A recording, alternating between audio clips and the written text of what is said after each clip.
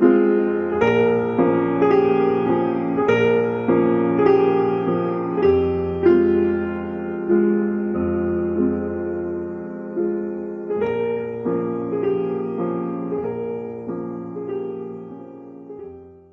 good morning, good afternoon, and welcome to the Russia Disruption. This, of course, is our third talk exploring all things related to Russia.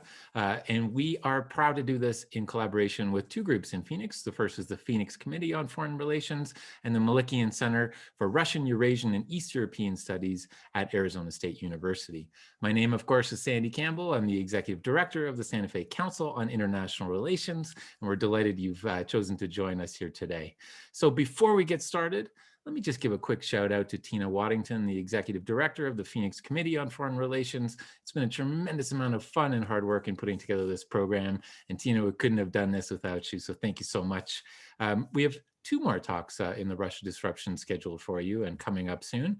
The first is on May the 19th, where we'll feature Jameson Firestone. He, of course, is a lawyer, was long involved in Bill Browder's case, and of course worked with Sergei Magnitsky, and is now working actively to promote the Magnitsky Act across the world. And then on June the 16th, we'll feature Vladimir Kara-Murza, who is a Russian politician and activist in the opposition, and he has a lot to say about what's going on in Russia today.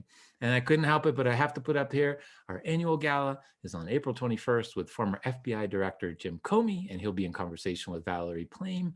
And of course, those two go way back in 2005 when Jim Comey was the Deputy Attorney General of the United States. He ordered the special counsel into Valerie Plame's outing. So there's going to be a lot to talk about, and we'd love to have folks from Phoenix join us for that. So please stay tuned for that. So let's move to today's talk. I'm going to introduce very quickly today's two moderators. We have David A. Merkel, who is the Associate Fellow with the International Institute for Strategic Studies, who previously served as Deputy Assistant Secretary of State, the Director for the National Security Council, and Senior Professional Staff for the Senate Foreign Relations Committee, and Claire Sechler-Merkel, who currently serves as Vice President of the Phoenix Committee on Foreign Relations and Senior Director of the McCain Institute for International Leadership at Arizona State University. Claire, let me turn this over to you now. Andy, and thank you so much for that great introduction, and welcome everyone. On behalf of PCFR, I'd like to thank our members and sponsors who are with us today, and we thank you for your ongoing support. We have our upcoming programs listed on our website and hope you will check us out there. And I am so excited today. It is certainly my honor to welcome Dr. Fiona Hill. She is currently a senior fellow at the Brookings Institution and recently served as Deputy Assistant to the President and Senior Director for European and Russian Affairs at the National Security Council. Prior to that, she served at the National Intelligence Council. She is the co-author of Mr. Putin, Operative in the Kremlin, and I believe has a new book coming out in the fall. We've heard a little bit of a teaser. Fiona's honesty and her clear, cogent, and forthright manner as she testified before Congress is a shining example of her deep integrity. Her clear-eyed assessment of Putin will benefit all of us today. One of the things that I really appreciate most about Fiona is that not only is she a friend, but in addition to being an expert in foreign policy, she is a phenomenal inspiration to students and young leaders around the world, especially for young women looking to pursue careers in foreign policy. With that, I am delighted to welcome you here today, and I will turn it over to David for you two to begin conversation. Thank you for being here. Thanks so much, Claire. Thank you. So Fiona, you've got the cream of the southwestern crop of those interested in foreign policy with Santa Fe and Phoenix and with Claire the McCain Institute and the Malikian Center. And I'm sure we have a few Malikians on the phone today. I want to start by kind of going from the inside and then working our way out of Russia. When we look at Putin's stability, in the 2000s, it was fueled by the price of oil. And after the 2014 invasion of Ukraine by hyper-nationalism, how stable is Putin in control of Russia?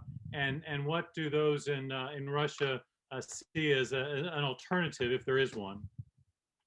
Thanks so much, David. And I just, before I start answering the question, I just want to give a shout out to everybody from Arizona State University, the Millikan Center, and everywhere else is listening. Particularly students and everyone there. I did an event a little while ago with Jonathan Capel, who's the dean of the Watts School at ASU, and I'm very familiar with all the hard work that the students are putting in, and really appreciate them taking time out. It's a difficult time for everyone having to do everything by Zoom, and I really wish I could be there, but it's kind of remarkable to think that I can be both in Arizona and in New Mexico simultaneously through the power of Zoom. So I'm really grateful for the opportunity to talk to everyone today. And I also just wanted to say, what a lovely privilege it is to be with both Claire and David, who I've worked with at different times. David didn't say, but we've known each other for an extraordinarily long time. We used to work together years back at the Erasure Foundation in Washington, D.C., when we were both kind of starting out, which was, I'm going to use as a segue into where we are now, because it was a much more hopeful time in terms of, where we thought Russia was heading and where we thought the US-Russian relationship was heading. Because in the 1990s, in early 2000s, as Putin was just coming into office, we still actually thought that there was a transformation underway that was going to take Russia on, not just the path of kind of a private market economy, but more of a path of democracy, pluralism. And, it wasn't going to be perfect by any stretch, no democracy ever is, but we certainly thought that there was going to be much more of an emphasis on, the Russian people and what they could do, themselves. We were engaged in all kinds of technical assistance and democracy building projects back in that day. And David, you were doing all that work with the International Republican Institute as well. So, now where we are, 21 years on with Putin in office, I think is at a period where, there's been references to Vladimir Kara-Murza coming and speaking, Jeremy Firestone's work on the Magnitsky bill, Alexei Navalny that, Sandy mentioned at the beginning. And we can really see that things have taken a dark turn. And, perhaps in the course of the discussion, we can, go into, what precipitated that. But as you've asked, where's it all heading? And I think that what we can see from recent events in the last couple of weeks is that Putin certainly wants to make it clear that he's calling the shots.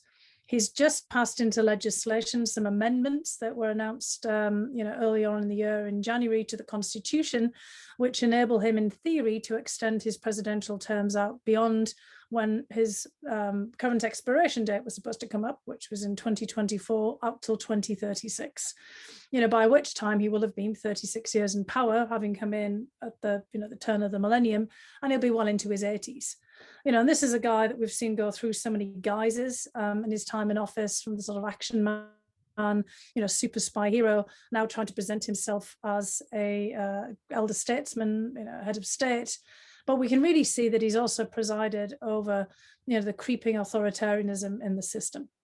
And putting Navalny in jail is probably the clearest example of that, but also the brutal murder, assassination, a few years ago of Boris Nemtsov, Vladimir Kara-Murza's, political partner, the poisoning of Vladimir Kara-Murza himself, which I'm sure he'll talk about when he is on this seminar as well.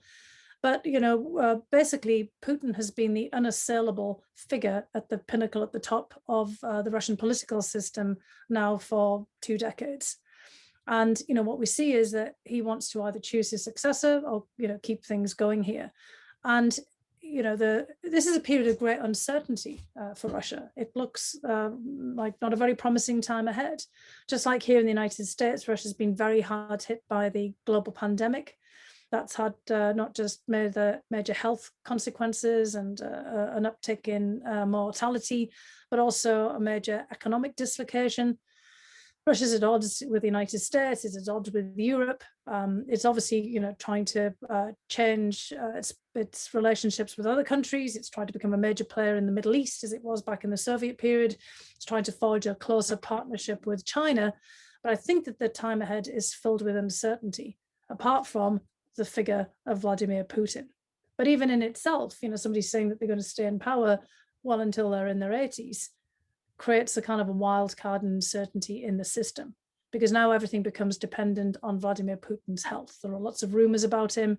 He's been out recently, trying to prove his virility again, out and about with his defense minister, wearing big furs and coats and things, and heading off in Siberia in giant trucks, some of the kind of things that we've seen him in the past. I doubt he'll be taking his shirt off in the way that he was before. He's getting a bit older now, but he's clearly got a lot to prove. And I think this has become a quite dangerous time, because a lot of chest thumping with the United States, or the standoff already with President Biden. And this is going to be a very tricky relationship for us to handle in the next few years. So chest pumping, but shirt on chest pumping. Yeah, well, we'll see. Maybe he'll prove me wrong. I mean, he likes to prove people wrong. Maybe, kind of will have given him a day to start ripping his shirt off again, but we'll see. Fiona, before we were colleagues at Eurasia Foundation, when I was in Moscow and you were with the Kennedy School working on the strengthening democratic institutions, Zbigniew Brzezinski, the late Zbigniew Brzezinski in '94, wrote that if Ukraine is a stable independent power, then Russia has no empire. If Ukraine is under Moscow's fold, then Russia is an empire. So a lot's been happening with regard to Ukraine, and even the troop movements most recently are alarming. There's focus on corruption in Ukraine. There's focus on the pipeline, but a new Biden administration. How do you see our relationship with Ukraine? How do you see Moscow's game with Ukraine? Well, there was a lot packed into that very short quote from Zbigniew Brzezinski. Was usually the case with Dr. Brzezinski. And, historically, that's, 100% accurate, because really the emergence of Russia as a European empire was through the conquest of the lands that constitute Ukraine. There's a famous battle, carried out by Peter the Great with the Swedish ruler at the time in Poltava, that, people tend to mark, the 1700s as the kind of the rise of the Russian Empire, and the kind of period where it starts to expand out and keep on expanding out over that great Eurasian landmass. I mean, interestingly enough, for history buffs, that's the exact time that you kind of see the consolidation of the kingdoms of Spain and the United Kingdom of Great Britain, exactly that same period in the 1700s. So it's like kind of the period of empire building, where one monarchy starts to kind of absorb all the sort of territories around it and start to build up these big land empires. So in that regard, Brzezinski is absolutely right. You start to kind of lose some of these large territories, these lands that are linked into this whole idea of you and the rise of your empire, and you start to be diminished. There's another element to this as well, which is more contemporary, because what we've seen since the collapse of the Soviet Union, back at the end of 1991, is Ukraine, along with other constituent republics of the former Soviet Union, Armenia, Azerbaijan, Kazakhstan, others around the Russian periphery, really try to establish themselves as independent sovereign states, just as like all the countries of Eastern Europe did after the collapse of empires after World War I, or during the period of the collapse of the Russian Empire, when the Baltic states got away for a while as well. And so what we've seen most recently since 2014 is Russia's attempt to kind of reverse that independence and sovereignty that Ukraine gained in 1991 and onwards. Because for Russia, the loss of empire twice in the 20th century is just that loss. It's not something gained. Whereas for Ukraine, the gain of an independent state and the gain of sovereignty has been very important. It's a very important symbol also for the future of the whole region. And what Russia has tried to do increasingly is to show Ukraine up as a failed state. And the intervention in the first place in 2014 was against the backdrop, as we all know, of protests and people in Ukraine taking to the streets to assert their desire to associate with the European Union, to be recognized as a full member of European politics, just like Poland and Hungary and the Czech and Slovak republics had been, and the Baltic states. And Ukraine made it clear that it wanted to be part of Europe politically and in security terms as well, and also economically. And Russia wanted to reverse that. And that gets to that other part that's kind of packed into what Brzezinski was saying. Because if Ukraine shows, a subjugant part of the former Russian Empire, that it can be a viable, full member of European society, what message is that to Russia? And Ukraine was also, trying to, basically signaling that it wanted to depart the European Union, go through a period of reform, because every country that has joined the European Union has had to go through not just economic, but also political and democratic reform. And if Ukraine succeeded, that would be a signal to people in Russia that, well, hey, you guys could do it too. So why do you still need, and this is the message of Alexei Navalny, this clique of guys at the top like Vladimir Putin, who've been holding everything in place for 20 years and maybe for 36 years, who are basically kind of saying, no, Russians can't have full democracy. They can't be like other Europeans, and they have to be kind of living in this, very vertically hierarchical arranged political system with this kind of guy on top, in which, people don't really have the full, they might have freedom of movement, but not the full freedom of expression and assembly and organization and the full freedoms that people enjoy in Europe. So there was a desire then to stamp that out, to make sure that Ukraine didn't succeed. And this is what this is all about that we're seeing now too. Every time it looks like Ukraine is kind of running toward the doors again, having a deal with the IMF over the future of its economy, or President Zelensky, who was total newcomer, wild card on the political scene, looks like he's managing to have a different set of relationships with oligarchs who've been predating on the Ukrainian economy, or trying to get away again from the grasp of Russia and tamp down the conflict in Donbass that Russia sparked off, and deal with the consequences of the annexation of Crimea. Every time it looks like his relationship with the US might be turning around a positive way, or with the rest of Europe, something happens. And in this case, it's more warmongering and scaremongering about the future conflict in Donbass and where that's heading. And could Russia invade? More chest thumping, but saber rattling, and putting Ukraine's future in jeopardy. Because again, Putin has to show that there's no promise for Ukraine moving ahead. Ukraine is a failed state, and it's supposed to be a cautionary tale to people at home in Russia, to be careful what they ask for when they want to go down the path of political reform. First of all, it's good to get Swedish King Gustav into discussions, so I appreciate. I tried, but I didn't mention his name. But well done.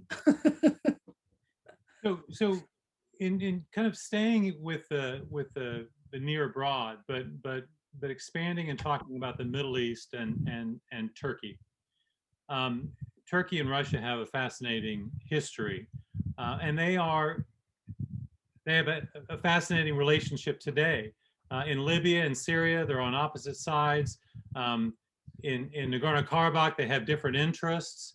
But how do you see the relationship between Moscow and Ankara, and specifically between the two leaders? Well, it's interesting here. I think that Putin and Erdogan are very similar. They're both kind of populist leaders, and they both have this desire to make Turkey and Russia great again in an old imperial style. So Erdogan is sort of famous for always harking back to the Ottoman Empire, just as Putin's always harking back to the Russian Empire, not just back to the Soviet Union. And Syria, in that regard, is kind of a historic testing ground, because parts of Syria, in fact most of Syria and most of the Middle East and the Arab world, stretching all the way across into North Africa, were once part of the Ottoman Empire. And Russia has long had aspirations for moving in to cross the Black Sea, through the Straits, and into that whole kind of territory of what we used to call the Near East. Russia, was always very heavily invested, the Russian imperial family, in convents and monasteries and all kinds of ecclesiastical buildings in Jerusalem, in the Holy Land, for example. And at that point, kind of the Ottoman Empire was literally the port or the gate into the Holy Land, because they controlled access to all of this. And, if people want to kind of go back in history, obviously the Melikian Center, which are coming out of Armenian heritage, and, looking at what happened at the tragedy of the Armenians during the, collapse of the Ottoman Empire and that kind of breakdown. And then the long history of wars between the Russian Empire and the Turkish Empire, you can see that also playing out today. And Armenia and Armenians have been a focal point of this. You mentioned Nagorno-Karabakh. This is also a kind of an area in the Caucasus of traditional historic standoff between the Russian and Ottoman empires. And Erdogan and Putin are kind of, walking around each other and looking at each other through this historical lens at all times. I mean, both of them are history buffs about their own history. They both kind of see themselves as sort of the inheritors, in the case of Erdogan, of the caliphs and the sultans of old, of the Ottoman period, Putin of, all of the grand princes like Grand Prince Vladimir. He never mentions Kiev with the apple in the past, but, the czars and emperors, and, sees himself almost as a modern monarch. And, both of these guys are kind of, thinking that they're competing for who's going to be dominant in the Middle East.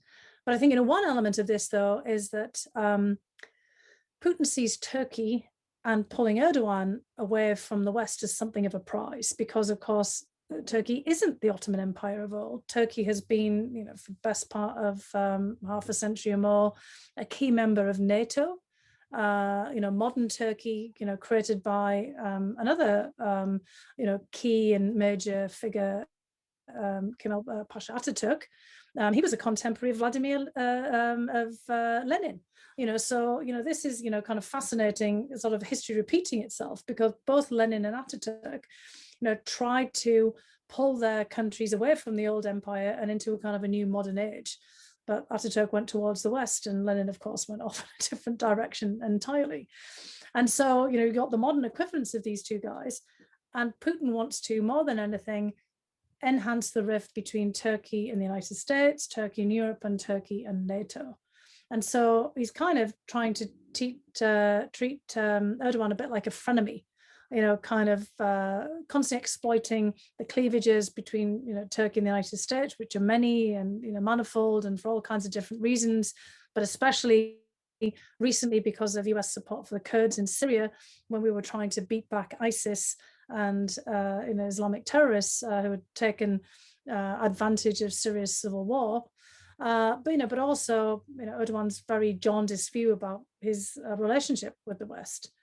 And I think that this is something that all of us are going to have to watch very closely, because the Turkey-Russia relationship is a very difficult one.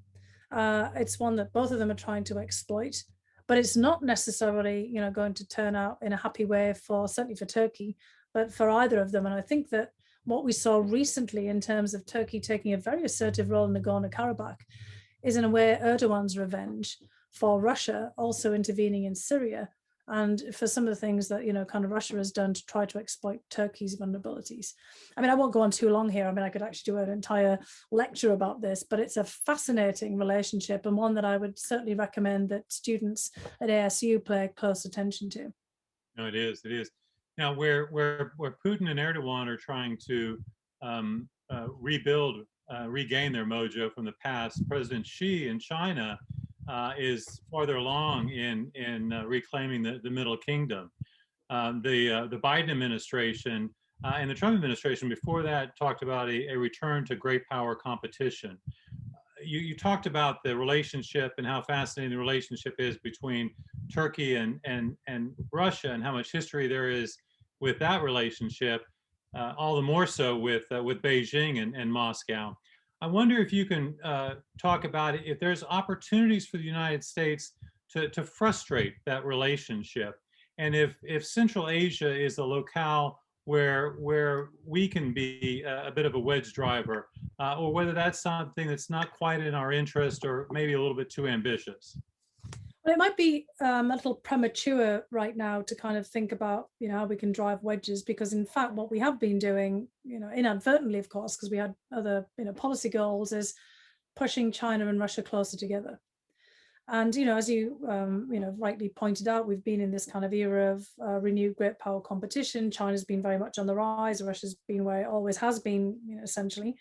And China really is the new systemic challenge, but it's a challenge for Russia too. It's just that the Russians right now are still fixated on the United States and on, rolling back NATO and, everything else that they've been doing for, the last 30 odd years since the end of the Cold War, in a kind of a revisionist revenge phase that they've found themselves stuck in.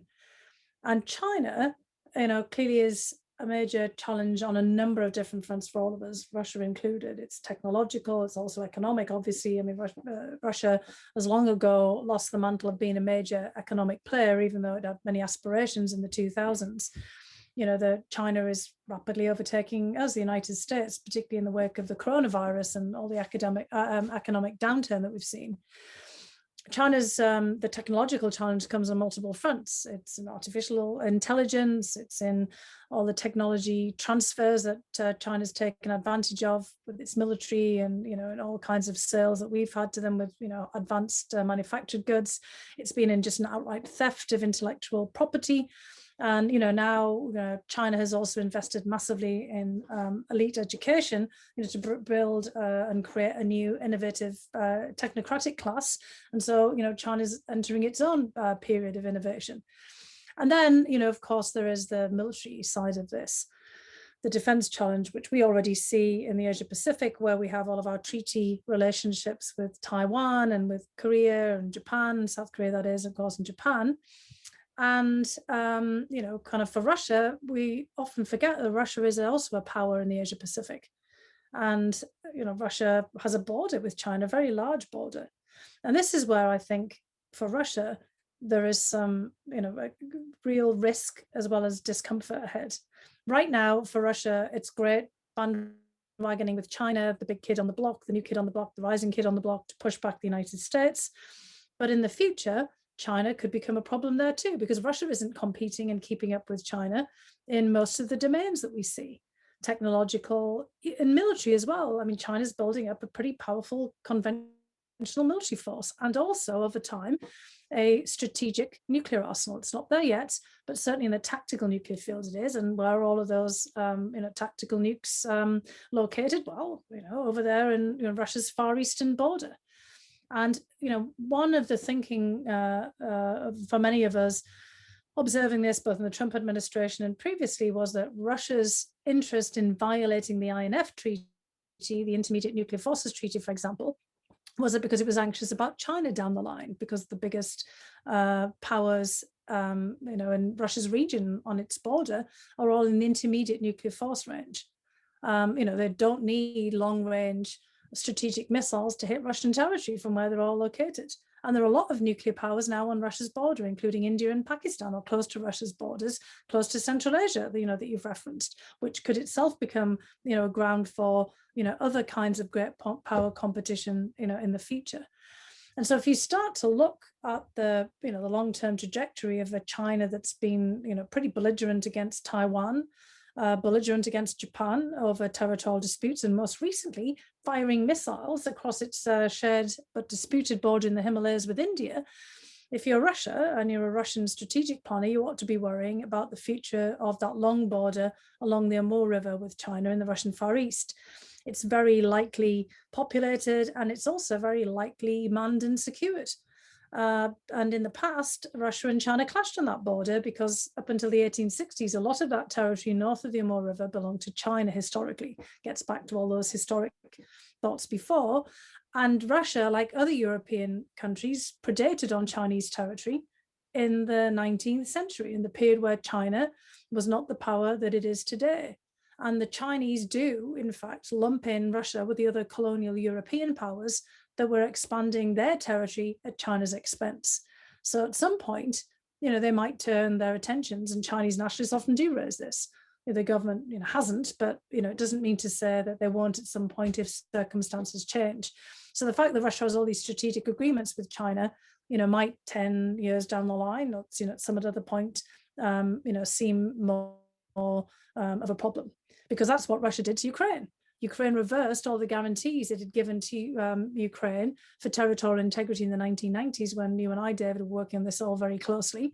And they said the circumstances changed, and now they were going to annex Crimea. So what happens if China says the same to Russia about some of the territories north of Amur? Because that's what they're saying to the Taiwanese, for example, and to Japan about, various disputed islands. The other areas, like you mentioned, Central Asia, could indeed become points of tension, because China's dominating there economically, but what if China starts to get, as you're probably inferring there, security interests in Central Asia, particularly as a result of what's happening in Xinjiang? because you have so much of a crossover of not just Uyghurs, but also Kazakhs and Kyrgyz and other Central Asian peoples. And we've seen a lot of Uyghurs fleeing to Kazakhstan, and creating all kinds of, border and political tensions there. And also the Arctic. China's declared itself a near-Arctic power. It's not very near the Arctic, but I guess from China's point of view, as a Middle Kingdom, you're near everything. And it's been building up a fleet of nuclear icebreakers and been moving on into the Arctic, and talking of the Arctic sometimes as if it was like the Antarctic, which is like a global commons. And of course, we know that the Russians have a very proprietary and understandably proprietary interest in the Arctic. It's their longest coastline. That's pretty much all of Russia, is all the Arctic or the subarctic. So that, I think, makes for some nervousness as well. So I would watch multiple regions. And the question about whether we can do something about this, I think we have to be careful about more of this, creating more cohesion between Russia and China rather than wedge, forming. But I think we have to look for opportunities of working with Russia in areas where there is that vulnerability, be that Central Asia and the Arctic. And, looking for that time when, perhaps the relationship between Russia and China may sour down the line. And then Russia may be actually much more concerned about getting a bit of distance from China. Right now, it's kind of huddling close. But later on, it might want to, as the Central Asian states do, keep its options open. And it might regret having soured the relationship so much already with the United States and Europe. So I do think that tide will turn. It's just I can't say exactly when that will be, but we should be, quite vigilant for it and not keep trying to push, China and Russia together. So every time we take some action against either Russia or China, we should bear in mind what the likely knock-on consequences might be. With all these issues, the job is made easier with our allies, and the Biden administration came in talking about strengthening our relationship with our Pacific allies and our European allies. But right after coming into office, Germany signed a trade deal with China. They're moving forward with the Nord Stream pipeline. So with the transition in leadership in Europe, with the UK and Brexit, are you confident that we're going to see eye to eye with our European allies on what needs to be done relative to Russia with regard to sanctions, with regard to energy, and with regard to different international agreements? Well, I think, it's really a question of communication and communicating, because, often in the past, the United States has been guilty of just, not consulting and telling Europeans, later on what we're going to do. And, during the Trump administration was much more of dictating, to the Europeans and just ignoring them completely and just not bothering to think about what the knock-on consequences would be of certain actions. Unfortunately, President Trump saw them, our transatlantic partners, less as allies and more as liabilities, and also saw the United States in open competition with Europe over trade. And, the way that we framed all of that and talked about it really, I think, exacerbated all the relationships. And at different points, instead of making it clear that, China was a shared concern, I think, a lot of the Europeans came away from many of the things that we said to them, just sort of thinking that the United States was just in a competition with China and was just trying to push and hawk, US goods rather than, Chinese, and, that we were just exaggerating everything. I think, however, that a lot of our European allies have realized now that we weren't. But the tone of voice that we adopted, the rhetoric, has kind of alienated a lot of them from, wanting to work with us so closely. So they're kind of, being a bit more mindful of, and I don't think they really necessarily believe just yet that, everything that Biden says. And they're also wondering whether we're just going to change horses again in 2024 and go back to, where we've been for the last 4 years. They no longer really trust us because they don't see any continuity in US policy or US approach. That, every 4 years now, it becomes clear that we can just throw everything out the window and start again. And dealing with both Russia and China requires continuity, consultation, and clear communication. Not just, doing whatever, every 5 minutes and then, changing policy and people and, all the rest of it all the time as we have been doing. So what we need to do in all cases is make sure that we have a shared understanding, not just perception of the threat, And there's a real threat from China. And I think, Europeans are seeing that. It's not just the intellectual property threat. I think they're all quite alarmed by, what China has done, not just with the Uyghurs, but this propensity of China to now sanction Europeans. There's an awful long list of people on China's hit list now. And China's playing hardball. And I think, Germans and others have realized, just like with Russia, that the Chinese don't just mean business, they mean to take away their business. And you and I, David, saw, in Russia in the 2000s, how, many US businesses were expropriated. This is what Jamie Firestone and, who's coming up to speak, worked on, and others. It wasn't just people like Bill Browder, it was a whole host of US and British and European business people who invested heavily in Russia and then had their assets and their investments taken away and handed over to Russian, corrupt oligarchs or others. And in China, what China has done and has explicitly talked about for more than a decade was, basically not just expropriating, but creating Chinese versions of all the other Western companies and pushing them out. And that's kind of what's starting to happen. And China's playing hardball. And I think, in Europe, although they feel the necessity of signing these trade deals, particularly given the economic downturn with the global pandemic, they're starting to feel nervous, because when they look at these deals and they see what they actually infer and imply, they see that they're predatory. And I think a lot of European countries have started to take a step back. So we do have an opportunity to talk to them about this and to try to figure something out and to figure out how to roll this back. But the Europeans don't want to find themselves in a Cold War, redo where China has just replaced the Soviet Union. And it's the same with Russia. What we have to do there is also level set the threat. And I think we did have an opportunity that we lost in 2018 when, the Russians were running around poisoning Sergei Skripal and his daughter in Salisbury.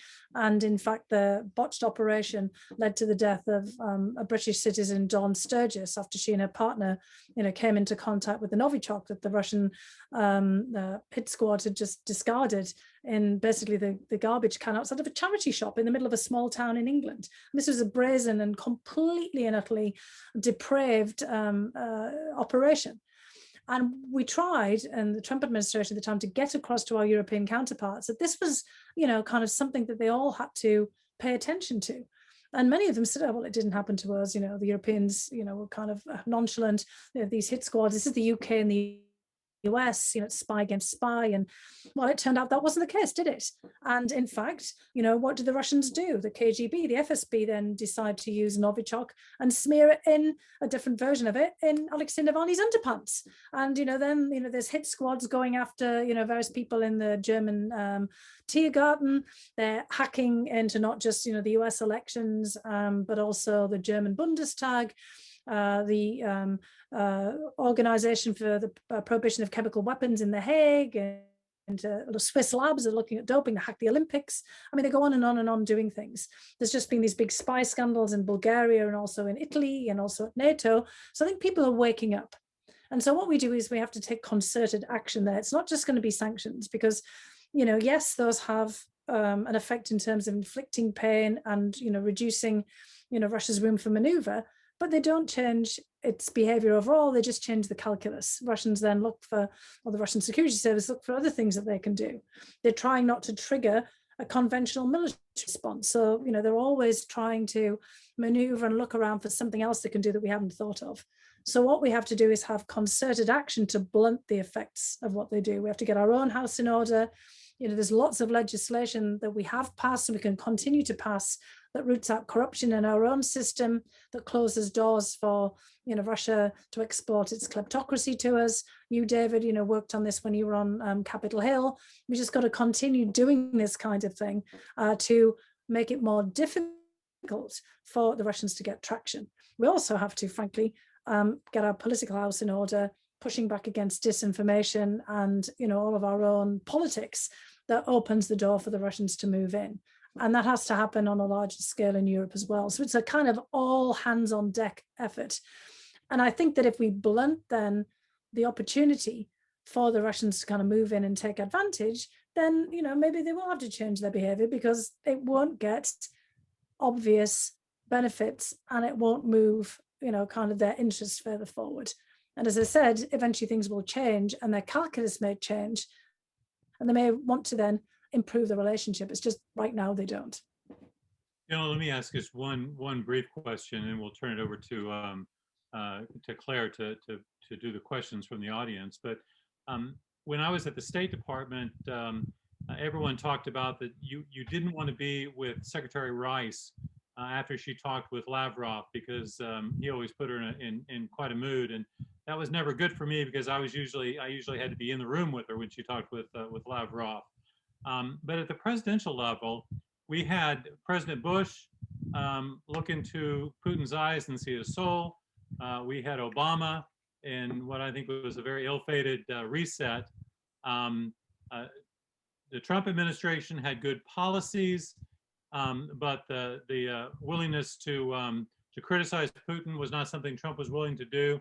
And now with Obama, he seems to be a little bit more. I'm sorry, with Biden, he seems to be a little bit more willing to be tough. Do you think that is effective with Putin, or is it just too early to see? Well, I think we have to see. I mean, at least, one thing is Biden has learned. I mean, your slip about calling him President Obama. I mean, he was the vice president of the Obama administration. He saw the limits of the reset. And he's also, because he's been around for such a long time, including on Capitol Hill, he's seen all of the previous efforts, to try to, change the relationship at the top, and therefore, try to transform the relationship. I mean, this goes back to Reagan, going from calling, for Mr. Gorbachev to tear down the wall and calling Russia the evil empire, to then the charm offensive with Gorbachev. And actually that did get some results, but it also got results because of shifts in time, and kind of the Soviet Union and Gorbachev shifting their own calculus, but also Reagan hanging tough. So we can see that if you do hang tough on your policies and you don't give on them, as Reagan showed, you can get some results, but it's about timing. And that's kind of where I think, as you said, it might be too early to see. We might, because of the impacts of the coronavirus with climate change and all kinds of other things happening, and basically wondering how China's going to handle everything, might see some kind of glimmer on the Russian side that maybe doing something different may be helpful. And I think if Biden's not looking into Putin's eyes, and we're not obsessing about whether Biden and Putin are going to sit down all the time, although eventually they should, to be able to pass on clear messages, we stay consistent and coherent and clear, and Biden doesn't undermine his own team, as unfortunately President Trump did all the time, and we keep on messaging very clearly, we can be tough and then try to move the needle in the direction of something that's a little bit more promising in terms of engagement. But it has to be real engagement for real things, not just engagement for engagement's sake. And I know that every time we talk about improving the relationship with Russia, that seems like to people's code for appeasement, or diplomacy looks like a gift, rather than just a tool that we use. But we do have to engage with the Russians directly. We have to be able to tell them, face to face, what's bothering us. And if we take an action, we have to say why we're taking it, specifically what it's related to, and what we expect to be the outcome of that action. A lot of the time we've just been a lot of noise. We've applied a lot of sanctions, and sometimes it's been so long in between the action that we're responding to that Russia took and the sanction that we apply, that the messages got lost in transmission. Or in the case of the Trump administration, national security advisors, Secretary of State, people like myself, we pass on messages, and the next day, or even 5 minutes later, President Trump would undermine it because he wanted to have his moment sitting down with Putin directly. And so, that was always a bit of a mess. So we'll just have to see. I mean, I think that we have to be very careful, though, to match the rhetoric of what we're saying we're going to do, if there are going to be consequences, to what we're actually capable of doing. Because sadly, unless we really work in a concerted effort with all of our allies and we get everybody else on board, the various things that we can do are somewhat limited, particularly if we don't want to spark off a major military confrontation and, heaven forbid, a nuclear confrontation. But I do think that we've learned that some things can be effective. And we did get Russia's attention when we expelled a very large number of intelligence operatives in 2018. It's just that the press kept saying that was just a diplomatic, tit for tat like the Cold War. So the message got lost there too. It wasn't. We were sending a message to the Russians. We want diplomacy. We want better relations, but we don't want your goonish hit squads running around killing people all over the place and potentially devastating small towns in England or Germany or France or anywhere else that you might be thinking of doing this next. So that's what I mean about being clear in the messaging. And we need to work on our communications, media and everything else to make it very evident, and in face-to-face diplomatic meetings with counterparts in Russia to pass on the message and to hear, you know, what they have to say in return. Wow, the two of you have put an awful lot of information and interesting thoughts out there for us to think about. Turning now to questions from some of the members. The first one is from David Schulman, returning to where you started, which is, what should the US response be if Navalny dies in prison? Well, this is a tragedy unfolding, you know, and sadly, you know, it harks back to, you know, Sergei Magnitsky, the you know, the namesake for the Magnitsky bill, which, you know, Sandy referenced at the, you know, the very beginning as well, and Vladimir Karamazov and others, you know, pushed, because he also died in detention in prison, in his case, pre-trial detention, after being, you know, basically swept up in this whole episode to strip Bill Browder of his investments in Russia.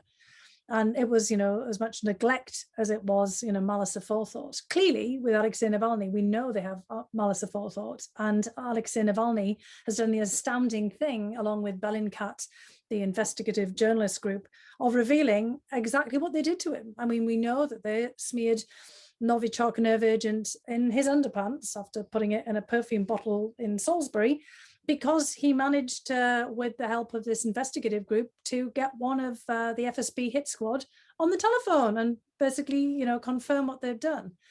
And, you know, they failed, as Navalny himself pointed out, to kill him because ordinary, decent, you know, Russians did their jobs. The pilot of the plane that he was on when he fell ill, you know, turned back to an airport. The doctors in the hospital treated him and almost treated him because they're real doctors. And, you know, kind of then he ended up getting airlifted out to Germany to recover. And the return of Navalny is just an astounding thing. I mean, he knew, like everybody else, that there was incredible risk to him. Not just that they might have someone kill him in prison, but, you know, because he'd just been nursed back to health after this devastation of being, you know, practically killed by a nerve agent, that his health was precarious. And that's exactly what's happened. And of course, the prison system is notorious, you know, for ill health. Mikhail Hodorkovsky, when he was in jail for 10 years in penal colonies, was also exposed to tuberculosis. He was shanked, you know, kind of in, you know, the prison by the prisoners. You know, his health massively deteriorated. His mother died while he was there. You know, he had 10 years of, you know, real hardship. And that was clearly what they intended to do with Navalny. And, you know, it's had pretty instant effects. So, you know, the chances of him dying are pretty high, sadly. And, you know, there's very little that we can do outside to stop that from happening, apart from keep spotlighting and talking about it. But this can be a spur to collective action, again, by all the governments who didn't necessarily step up in the way that they should have done in 2018 when Sergei Skripal was, you know, subjugated to nerve agents. They know that there was an assassination attempt, you know, by the Russian security force against Navalny. They know that this is all just political, putting him in jail. And, you know, China's watching. So, you know, let's not just think about that this is, you know, just about Alexei Navalny and Russia. We've seen this, you know, kind of over and over again with the treatment of dissidents and opposition in the Soviet Union and Russia. But this is what's happening on a massive scale in China.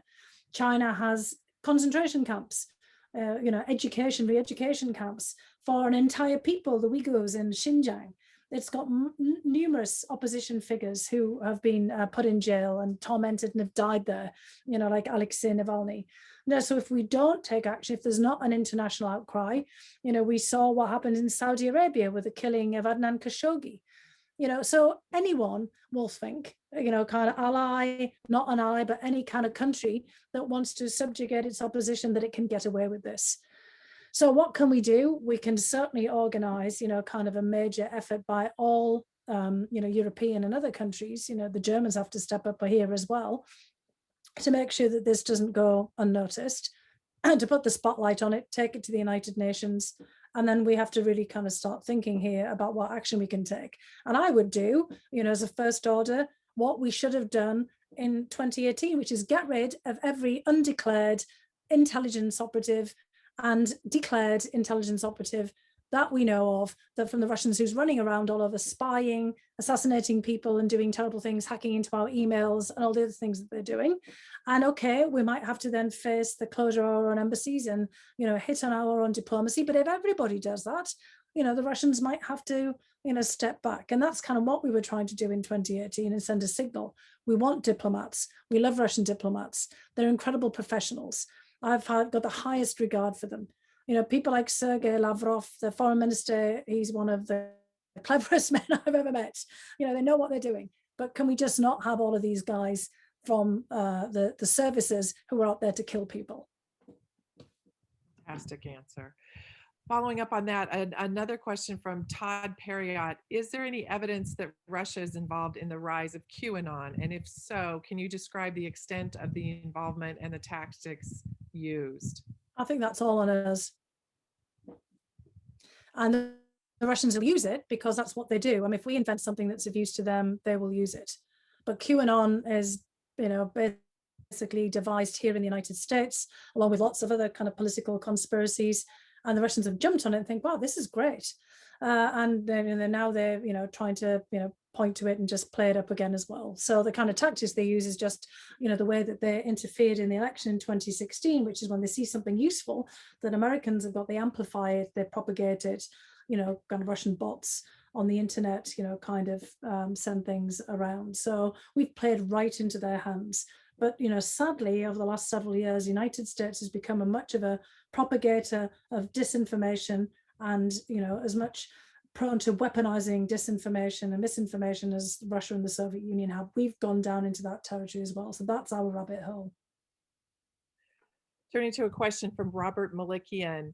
If Putin was suddenly removed or gone in some way, would Russia likely move towards being a better world citizen immediately, or would they continue cyber attacks and imperial efforts? It's an interesting question. And, I really appreciate that one because, if you look back to the late Soviet period, nobody really expected Gorbachev, right, to do what he did. I mean, we're all old enough, Claire and David, to remember this. And, I don't want to make aspersions to Mr. Malikian about how old you are. But anyway, all of those who remember, the 1980s, remember that surprise. I mean, Reagan was surprised about Gorbachev. There's a recent, piece, there's a new book about Nancy Reagan and how about she pushed, Ronald Reagan as well to embrace Gorbachev, with apparently not right. So I was kind of reading in the reviews, it was a bit of strange rivalry there, but she liked Gorbachev. Margaret Thatcher said he was a man that they could do business with, but he was unexpected because he was from the Yuri Andropov cohort. Yuri Andropov had also been the head of the intelligence services and was seen as somebody who was, he recognized that the Soviet Union was in trouble, but was more likely to clamp down on dissidents and opposition, not try to open the place up. So all this is kind of a way of saying, we don't really know, right? I mean, if Putin dies and he hasn't got a successor in place, what happens is the current prime minister, in this case, Mr. Mishustin, becomes acting president, and then they all work it all out. And, we saw after Stalin died that Nikita Khrushchev became the Soviet leader, and he, denounced Stalin in the secret speech, and, they opened up the Gulag, they ended the Gulag, they had a whole period of somewhat, at times unpredictable reforms, but, they tried to put Russia on a different path as well. So it's possible that someone else who comes in to replace Putin might change things about.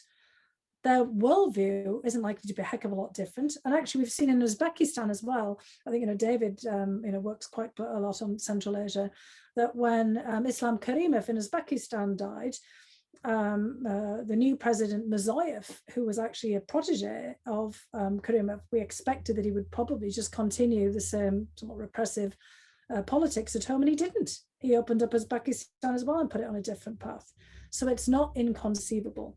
But I just wouldn't expect that, kind of to be a massive, dramatic, change overnight, because we also have the rather unfortunate example of Hugo Chavez and, kind of Maduro in Venezuela, where things got worse. But I think, kind of there is a good chance that things would change, and, this change could be somewhat positive in the Russian case. Even under Dmitry Medvedev, with Putin, hovering around his shoulder, it was easier for us to manage the relationship than it has been with Putin. Taking you back to Ukraine, we have 4 or 5 questions all centered around Ukraine, but basically, how should the US policy toward Ukraine change, and what should we do if there is a massive invasion from Russia in the coming weeks, as an empire expansion from Russia? What should the US position be? Yeah, I mean, that really is a very difficult one, because we've faced this several times, before. We have been trying to work with the Ukrainians to improve their ability to defend themselves against that, exactly that kind of incursion. And what we've seen, since 2014 and 2015, when the Russians were intervening in Ukraine and then also in Syria, is Russia's tried to do a lot of things on the cheap. A lot of their interventions have been more small scale, with specialists, or they went into Venezuela as well with 100 guys, technical specialists, to try to kind of help the Venezuelan pop themselves up Maduro. In the case of Syria, they already had a base there, and they moved air forces in, but they were trying to minimize the casualties. In the case of Ukraine, it's been a pretty bitter fight, and the Russians know that the Ukrainians will fight back. And I don't think that they have a particularly high tolerance right now for casualties, not against the backdrop of a pandemic. So, kind of, I would watch out for the, subversive things that they do. They certainly want to get everybody frightened about the idea that they're going to move in, seeing how the Ukrainians are going to react. They use proxy forces. They've been using these paramilitary forces, the Wagner group, all over the place. And in Syria, that force got into big trouble. You might remember from reading in the newspapers the reports that some of the Wagner forces shot on American military in Syria and got shot back at, and hundreds of them killed and injured. And that taught them a lesson. So I do think that they'll be careful in what they do in Ukraine, but they want to inflict maximum damage on Ukraine. They want to, kind of raise these questions about Ukraine's sovereignty, Ukraine's sustainability, Ukraine becoming a major part of the European political, security, and economic space. They want to undermine Ukraine's attempts to get its economy back together. And they certainly want to show up the Ukrainian military after this period where we've been training them and equipping them, and so have, many of the Europeans as well. And, I think that this is their goal. It's really discrediting the Ukrainians. So if they can do it short of sending in the boys, in kind of some very visible way, they'll do it. So we have to be, I think, looking for every eventuality here, not just, waiting to see if the tanks are going to roll over the border, because they might do, something else, which could be equally as unpleasant. I mean, they've taken down, kind of Ukrainian, grids and internet systems, for example, with malware, like the NotPetya attack that reverberated around the world. So there's lots of things, nasty things they could do to Ukraine. And that's, what we have to address. We have to work really hard with other Europeans and get them to step up as well, because there's limits to what the United States can do from a distance. We're not right there. And the Russians tend to see Ukraine as a proxy war. The more that we step up, the more they want to clobber Ukraine, because it's right there and they can, to teach us a lesson. So we have to make it clear that Ukraine matters to everyone else as well. And, obviously it matters to Canada, and Canada, there's a big Ukrainian diaspora, and the Canadians have been, pretty much stepping up. But we have to get it others to step up as well.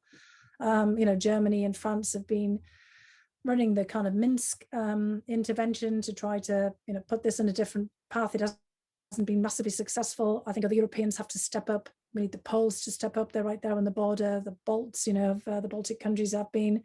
We need to get other Europeans to take responsibility for Ukraine as well, and to make it very clear to Russia that this is going to kind of affect all of their relationships. And again, China's watching, because if Russia can get away with this, what about Taiwan? I mean, this is really, and that's what we need to, kind of make that clear to others globally, that this is a problem.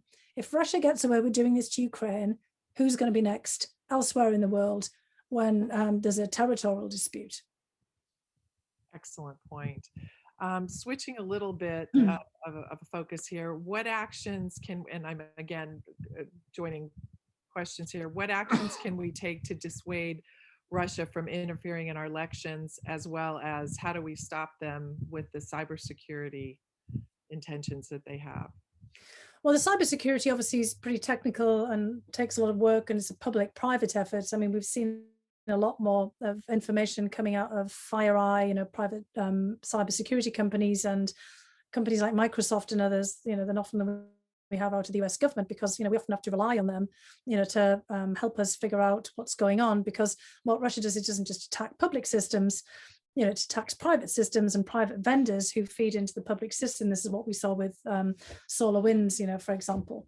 So this is a big public-private effort. We've got to all get our act together, all of us, with our, two-party, third-party authentication.